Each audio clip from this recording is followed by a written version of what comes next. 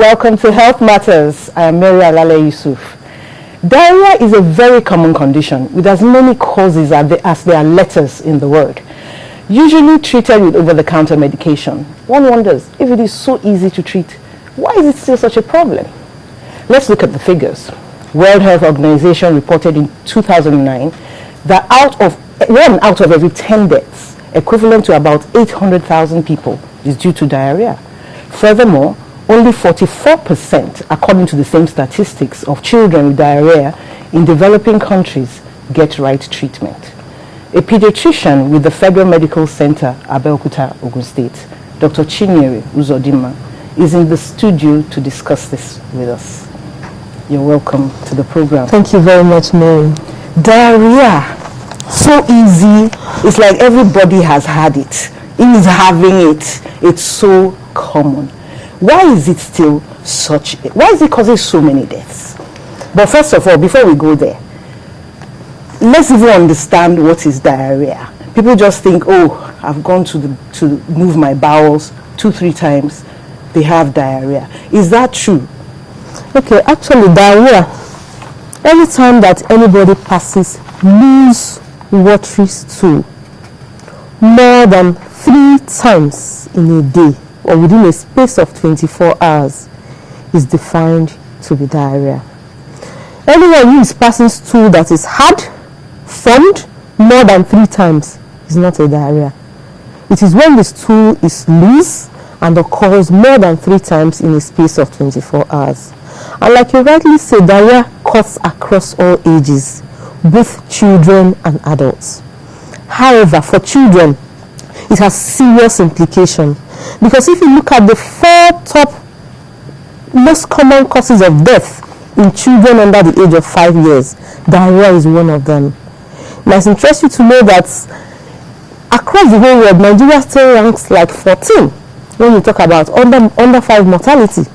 Can you give us like maybe 5 of the most common reasons why people have diarrhea? Why people have diarrhea? The most common reason why people have diarrhea is actually hygiene. It has to do with hygiene, improper hand washing, using water that is not safe, and very few of them vaccine preventable causes, and then immunosuppression, people who have other diseases that cause diarrhea secondarily. And then one other very important one is what causes what we call an osmotic diarrhea. Okay. For instance, in children, when they take concentrated feeds, most of the times when you buy a tin of milk for children, you find out that they have written for 120 ml, add 4 spoons. Okay. Some people go ahead to add 6. They want to make it thicker. Make it thicker so that the baby will gain weight very well. But most times when you do that, what we have done actually is to induce what we call osmotic diarrhea. That means that more water will be allowed into the bowel, and then it passes out. Even the osmotic diarrhea occurs in adults as well, when you take something that is very concentrated. But this osmotic diarrhea, is it dangerous? Yes, all cases of diarrhea can be dangerous if not handled very well. Okay. Yeah. People do something commonly. You know, diarrhea sometimes can be really painful. Yeah. So what some people do, they say, okay, until this thing passes, no food. Let's not eat. Let's try not to drink anything so that the diarrhea will stop in time. Is that the correct way to handle it? Actually, that is one of the things that we call myths when it comes to diarrhea. There are about 5 of them. One is that people think that when you're stooling frequently, you stop feeding, because sometimes you notice that when you feed, you go straight to the toilet. Yes, it seems like you're even exactly. The diarrhea. But actually, when there is diarrhea, is when you need to eat more frequently. But how about all that pain in the bowels, the pain in the, It is not the feeding that causes it. It is the cause of the diarrhea. Because you're losing more frequently than your body can keep in. That is why you actually need to feed, and it's very much more important when it comes to children. So when it comes to children, you have to feed the child more frequently. Another myth that is also associated with diarrhea, particularly in children, is that a lot of people tend to attribute it to teething.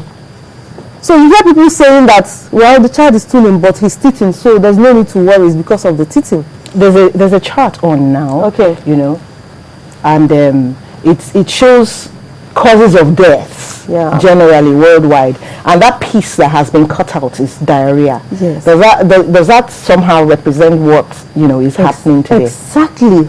I think that is one of the most serious information that people should get out of this today, because most times people take diarrhea as a simple illness. Something they don't know it causes death. They say, oh, is it not only diarrhea? Yes, they don't know it causes death, but diarrhea causes death.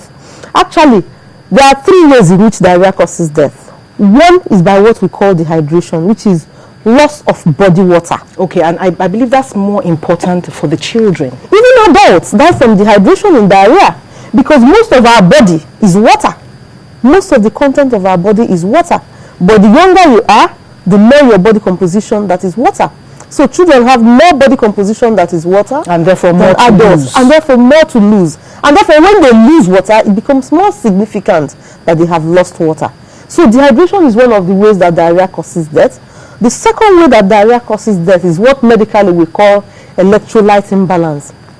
But to describe it in a way that people would understand, electrolyte imbalance just means some of the very important chemicals in the body are lost alongside with the water. And then the third cause of death from diarrhea is malnutrition, particularly in children, which comes on when people stop feeding a child with diarrhea. Their blood sugar goes low and they can die from malnutrition. Okay, because they don't have a balanced diet or enough food.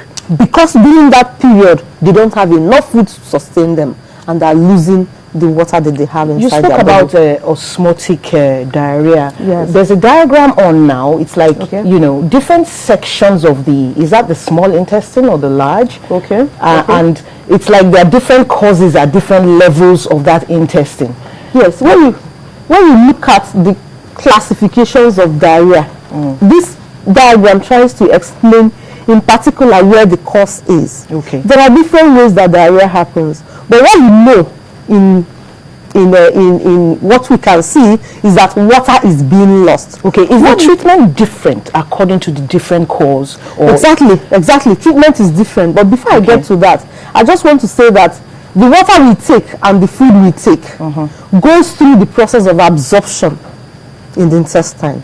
And in terms of the process of absorption, means that there has to be a regulated way, a controlled way, that certain amount of water is absorbed and certain amount of water is passed with the stool.